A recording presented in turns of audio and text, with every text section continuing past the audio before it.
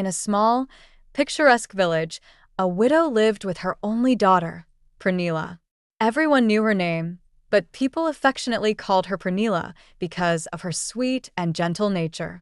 When she turned 7, she walked to school past a lush garden every day. At the corner of the garden grew a magnificent wild cherry tree, its branches heavy with juicy fruits. The sunlight made the cherries glisten like rubies. Brunilla often picked one cherry and enjoyed it on her way to school, never thinking it wrong. After all, the fruits hung so temptingly.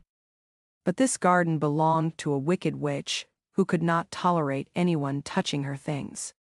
One day, the witch caught Pronela taking a cherry. Her eyes flashed with anger. The very next morning, she hid behind the bushes. As Pronela reached for a cherry, the witch grabbed her arm. "Little thief! Finally, I've caught you. You will pay for your sins," she shouted. Terrified, Pronela begged for mercy, promising never to do it again. But the witch's heart was hard as stone. She dragged Pronela to her house and locked her away. Days turned into weeks, weeks into months. During this time, Brunilla grew into a kind, beautiful young woman, but her smile and bright eyes only made the witch more jealous. One day, the witch handed her a basket. "Fill this with water from the well, or I will take your life." Brunilla tried and again, but the water escaped through the basket. Exhausted and crying, she suddenly heard a gentle voice. She turned and saw a handsome young man. "I am the witch's son. My name is Bansybell. I know my mother wants to harm you.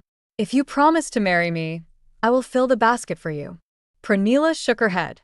"I will never marry the witch's son, but I will accept your help."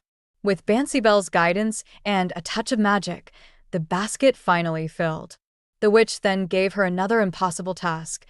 "Grind this wheat into flour, knead it into dough, and bake bread before I return, or I will take your life." Brunilla could not do it alone, but Bansybell appeared and helped her finish all the work. Finally, the witch gave her a last mission. "Fetch a chest from my sister beyond the mountains. If you fail, your life is mine." Before she left, Bansybell warned her of dangers and gave her tools: a small bottle of oil for a rusty door, bread for a hungry dog, a rope for a water-drawing woman, and a broom for a woman cleaning the floor. Brunilla carefully followed every instruction. She gave the oil to the door, the bread to the dog, the rope to the woman at the well, and the broom to the woman cleaning. Because of her kindness, each one helped her in return. She reached the witch's sister, who, grateful for her gentle nature, gave her the chest without harm. When Brunilla returned, the witch was astonished. The witch announced one last trial. "In the room of roosters, 3 will crow, yellow, black, and white. If you tell me wrongly who crows first, I will swallow you." That night, Bansybell stayed awake beside Brunilla. At dawn, the yellow rooster crowed first. Brunilla whispered, "It was the yellow one." Then the black, then the white, each time guided by Bansybell.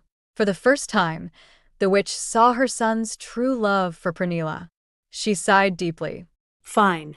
Take her, but never cross my path again." Brunilla was free at last. She left with Bansybell. In time, her heart forgave all bitterness. She accepted his love and goodness. They married in joy and celebration. And so, Brunilla and Bansybell lived happily ever after.